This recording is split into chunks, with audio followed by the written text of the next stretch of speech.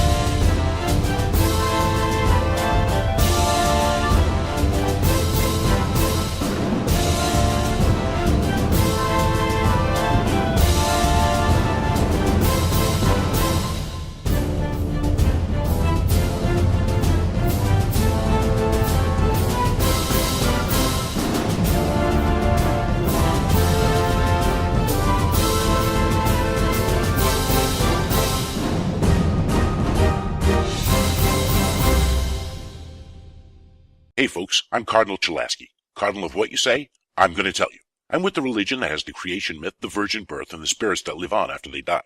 Yet we deny the possibility of life on other planets because it's just too unbelievable. Our God also bears a striking resemblance to Santa Claus, but that's not what I'm here to discuss. I just want to take up a few minutes of your time and exploit any guilt you may have hiding in that black selfish heart of yours. I want to talk about feeding the harlots. That's right. Every year these poor creatures go weeks or months at a time without putting a single thing in their mouths. Well, food I mean. They need sustenance just like everyone else, and I'm here to ask you to donate. Just look at them. It's enough to make you throw up. We've also gone through great pains to have some flies brought in to enhance the effect, but that's another matter. Each year we lose hundreds of these poor, impoverished, hungry whores to the ravages of hunger and diseases. And I'm not talking about the common cold here. Quite frankly, there are some alien venereal diseases that make syphilis look like a mild case of acne. There are also some sexually transmitted monsters that can easily bitch-slap all the penicillin in the quadrant, if you take my meaning. Sure, now and then the Resistance stops by and gives us some of their table scraps. To be honest, those bastards aren't much better than the Empire when it comes to making any significant sacrifices. Personally, they're all bloodthirsty killers, and I'm not sure if we'd be better off with them in power, but that's an argument for another time. Right now, I'm asking you for anything you can spare to help fill the bellies of hungry strumpets throughout the known galaxy. For just Isix a day, or Quatlus, Ren, Durax, Lek, shit, we'll even take Takari and Frang. But for just a pittance, we can ensure that you'll help to save one of these tainted tarts from a horrible fate. For a monthly donation of just, well, whatever, you can even sponsor a strumpet. That's right, you'll get an actual holographic representation of your Jezebel, complete with a detailed report on everything we feed your floozy. If she wolfs down a plate of rotting Zabu meat, I promise you'll know about it. You can also track her progress. We'll implant a subdermal tracking device so that if she decides to go back into business, you'll get your cut. After all, why should you be donating your hard-earned money while she's out earning and not kicking up a percentage? So please, answer this call. These tramps need your kindness, your compassion, your cash. And I'm sure you won't mind me pocketing a few slips of latinum to cover the cost of these PSAs. We're in the 25th century now. We still can't make one of these things without running headlong into union bullshit. I'm Cardinal Chulaski, and my blind faith is insane.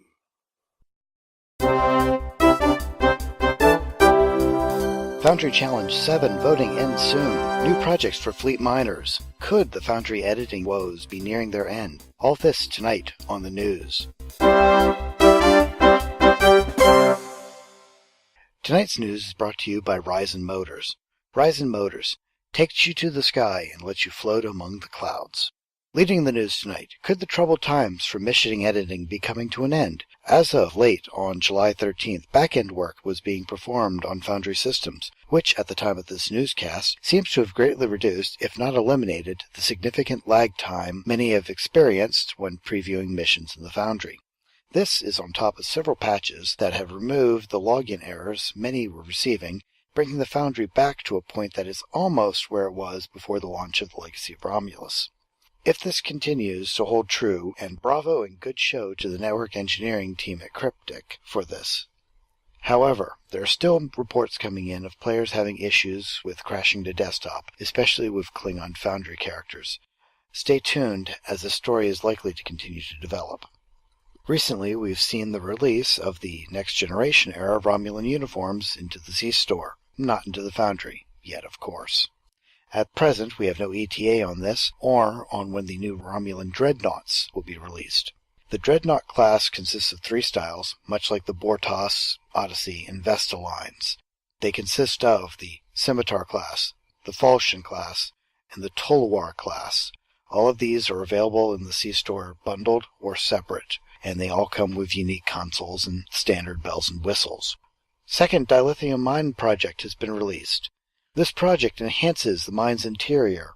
Some of the flooring on the first level has been changed so you can see further below. EV suits are on display in several areas, and some of the walls have been removed to provide better views throughout the mine. Additionally, a new officer pack for the duty officer system has been released. This is the Romulan Survivor Duty Officer Pack. It comes with a number of goodies in it, such as a stack of Gamma Quadrant commodities, alien artifacts, random Mark 12 consoles, dilithium mine provisions, embassy provisions, a Romulan Republic reassignment contract, and the grand prize, a Solobon Cell ship. The Ryzen Festival has started on holodeck. This festival consists of floater races designed to allow players to acquire a Ryzen Corvette. Additionally, there are Horgon hunts and dance parties that give the player opportunity to earn new clothing items. The Tribble Test Reward has been released to players. This reward is a Nukura Tribble, which allows players to earn Nukura marks and gives several debuff bonuses.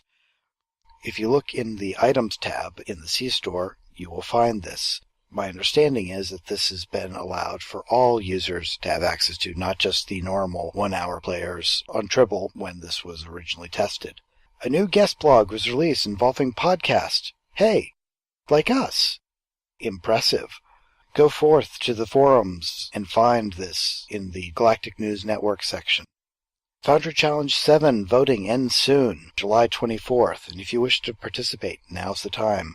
Go forth, play missions. Give feedback and vote for the winner. The winner, of course, will be chosen to be a spotlight mission.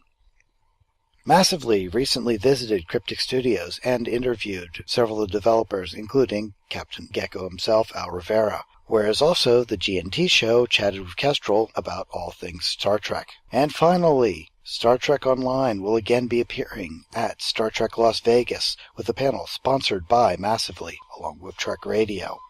And that is the news. Good night, everybody.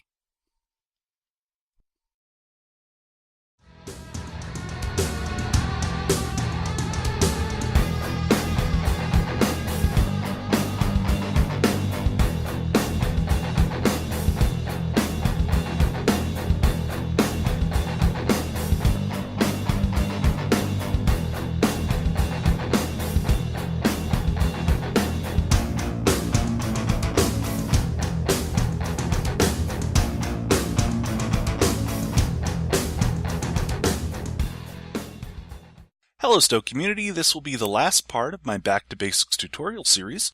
I hope that I've covered most of the basics and that you're encouraged to get in there and experiment. If there's anything that you're confused about, then you should go to starbaseugc.com. There's a long list of additional tutorials as well as a helpful chat room. In fact, your first task is to go to Starbase UGC and click Chat. Just click Connect and ask questions. Say hello, introduce yourself, etc. This chat is an amazing resource. At any moment of the day, there's an experienced Foundry author ready to answer your questions 24/7, which is much better than having you post a thread at the Stowe forums, which seeks help. These authors can help you with a big task that happens after you push the button to publish. And here, I can't stress this enough. Your work is not done when you hit the publish button. You have to get people to play your mission. This is not only necessary for just getting your mission out there, it's also necessary to get your mission to qualify for rewards. Here's how it works. When you publish your mission, it is in the review phase. It needs 5 plays to get out of the review phase, and then it needs around 20 to 30 additional plays before it will qualify for rewards. And that's if the system thinks that your mission is at least 15 minutes long. So this is a real challenge, especially given the state of the search feature, which might not even list your mission at all. And here are some of the things that you can do. Step 1. Go to Starbase UGC chat and ask for help. There are experienced authors there who know what you're going through, and they also are willing to help to play and review your mission to help it qualify for rewards. Step 2, create a thread at the Stowe forums that advertises your mission. Now, you might be reluctant or modest, but you can't be. If you want to get your mission played, then you have to promote it. Don't be shy. Other steps include create a thread at the Stowe forums, create a banner ad to put in your SIG at the Stowe forums, spam it all over the place. For every 50 times you post and essentially spam your banner, you might get one curious player to try your mission. Also, get a banner advertised on Starbase UGC. If you go to Become a Contributor, there are instructions to get your mission ad added to the rotating list of ads that appear at the top and bottom of every page and post. Also, go through the steps of becoming a writer for Starbase UGC. Then you can write a blog post about your mission, which will gain you further plays. Again, if you have any questions about making a banner or writing for Starbase UGC, ask the chat room. They can walk you through it. Additionally, you can go a step further and create a trailer for your mission. Here's a cool example.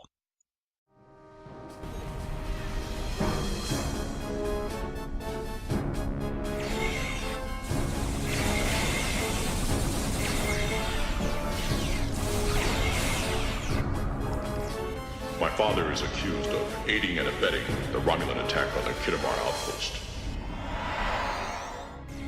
The Starfleet officer that rescued me was told by the Klingon High Command that I have no living relatives. What Federation starship was the closest to the Kittimar at the time of the attack? The USS Intrepid was the first ship on the scene, sir.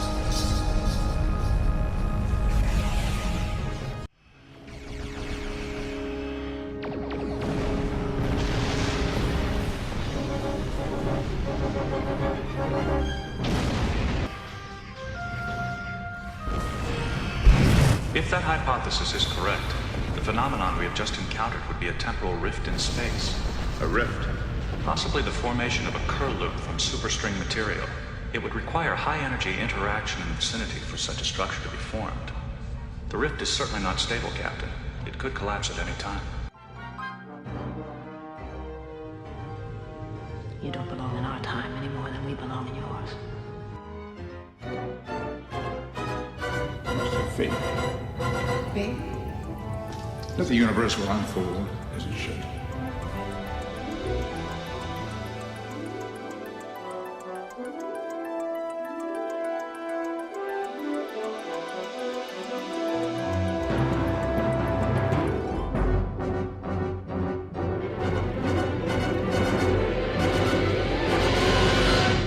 I wish we had more time. More time. I think we have all the time we can handle. As it is.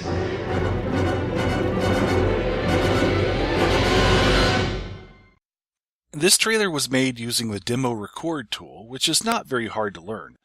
If you already dabble in video editing, then the whole task is rather easy and fun. Captain P.F. Dennis also posted a nice tutorial on this tool, which is listed in the tutorials page. If you're so inclined, you can even make a page at Stowe Wiki.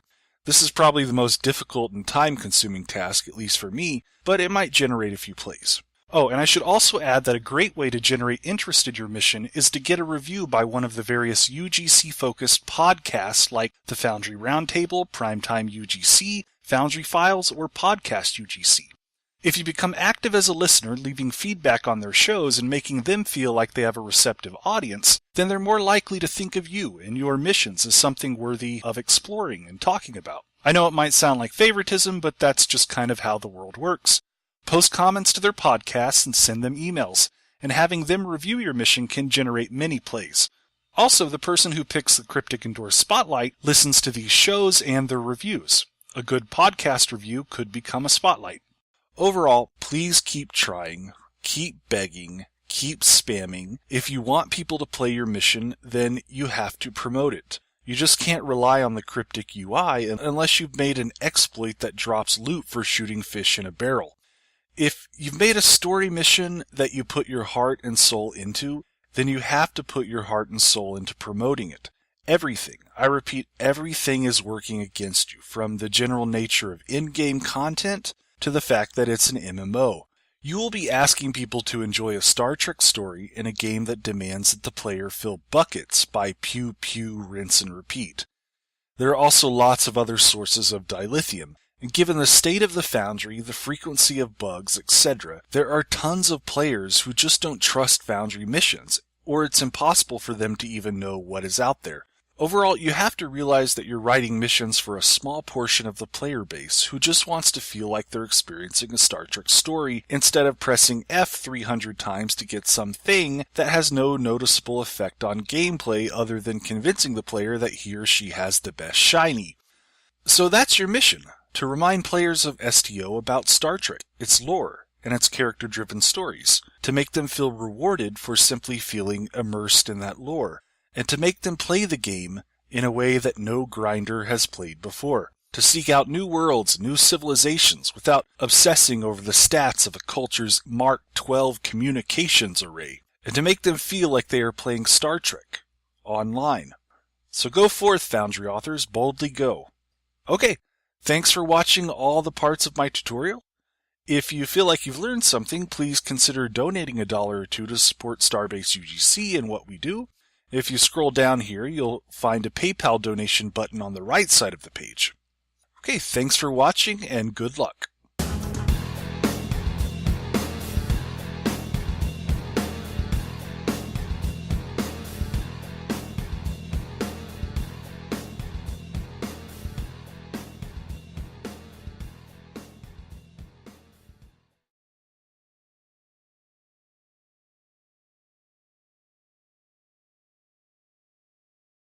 Welcome to Primetime UGC's mini-mission review.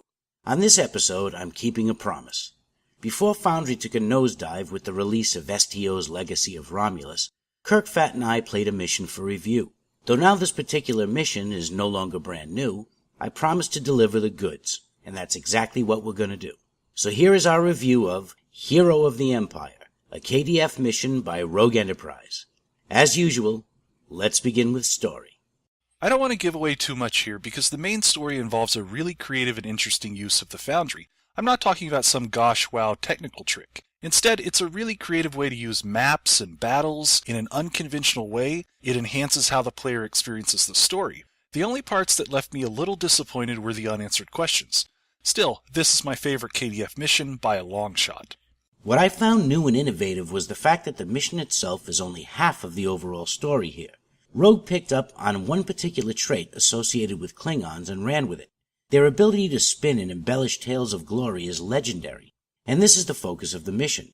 It is also a device that in less capable hands could have backfired, but in Rogue's hands, that is certainly not the case. We gave story 5 stars. Now on to map design. There were some really creative things done with space sets. I thought some parts of the ground maps were highly detailed. I particularly liked the Klingon bar. Yes, all the maps used were perfectly suited to the author's objective, and many of the maps were maps within maps within maps, but that falls into the tech category. Maps get 4 stars. And now on to tech. I think the tech of this mission was awesome, especially the use of patrols for both ground and space NPCs. Tons and tons of work with triggers as well. This mission had every bell and whistle imaginable. Agreed. And many of the triggers were there to change locations. After playing this mission, it was difficult to remember how many actual map transitions there were. You visited so many different locations, yet you never moved off a single map due to Rogue's skill with triggered environments. Tech gets another 5 stars. And now on to difficulty. The only part that I found really difficult was the last battle with the Makos. I would tone that down. Otherwise, it was fun and challenging, and even though some of the battles were repeats of previous battles, they were still fun and interesting. I have to agree with Kirkfat here. The Makos were a tough group. I died several times attempting to secure the bridge of a ship.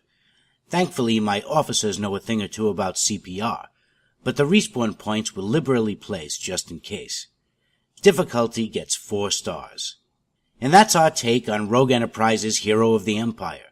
We urge you to go out and play it for yourself.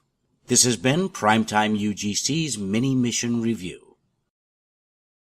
Here at Starbase UGC, we have become saddened by the failure of the new mission search to weed out exploits from among the many legitimate story missions and grinders from the listings. While we could discuss this at length, that isn't what I'm here to say. PrimetimeUGC would like to protest in its own small way by offering a Foundry challenge of our own. We'll give away ships. The first prize, a Tal Shiar adapted destroyer, will be given to the author who can create a Foundry mission with an emphasis on story with very little combat. We'd like to be engaged without the engagement. In the interest of gameplay, we do not wish to exclude combat entirely, but we'd like to see an exploration mission of some kind, more akin to an actual episode of Star Trek. In that spirit, let's keep this Federation only. Let us also keep it under 45 minutes. We'll have to play all the entries, don't forget. We will also be handing out prizes for second and third place. Those prizes are likely to be Mirror Hapax Warbirds as well as Mirror Assault Cruisers. We'll post this challenge on the Starbase UGC website as well, so head over to www.starbaseugc.com for details. Good luck, Foundrites and Founditarians.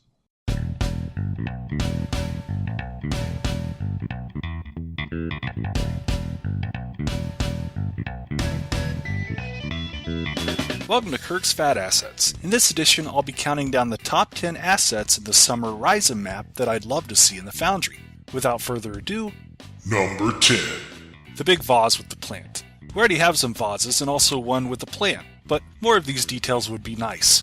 Stuff like this helps us add those little details to our maps that make them stand out. It's also a nice prop that could fit many types of settings from Vulcan to Ancient Rome. Number 9. The fires with the fire pits. Yes, we have some fire props and maybe a few places to put them, like empty plant pots, but this combination of assets looks very nice. The fire is much more realistic than the FX fire props we currently have. Number 8. The stairs. Of course, it's possible to build stairs with the platforms or walls, but having this prop would save lots of time as well as cut down on the amount of props we have to devote to making a set of stairs. Number 7. This light. The more ceiling lights, the better. It could be used on all kinds of custom sets, including homemade transporter pads. More lights, please. Number 6. These chairs. They may seem a little too frumpy for an admiral's office, but they'd be nice in other settings. We just don't have enough furniture in the Foundry. Creature comforts like these are nice additions. Number 5. Her. The things I would do with her. Number 4. A square panel of this glass. We have some glass panels in the Foundry, but they're a pain to work with. Just a plain, flat, square piece of this glass would help so many authors. Number 3. The wooden walkways. They blend beautifully with the rope bridges, and we could do a lot of cool things with them, especially if they fit well with each other via some kind of square connecting piece. Number 2. The water. Right now we have only one map where a large surface area is covered with water. It'd be really nice to have a larger map that is only water and nothing else. We have something close to that with the Barge of the Dead map, but because it's mischaracterized as an interior, we can't really build on it as an exterior. Having a map that is only natural looking water would be awesome. Number 1. The outdoor transporter pad. Right now we have an interior transporter pad that's difficult to use on a ground map. If we had this circular prop, we'd stick it on everything. Please, make it so. And that's been this edition of Kirk's Phat Assets. Stay tuned for the rest of the show.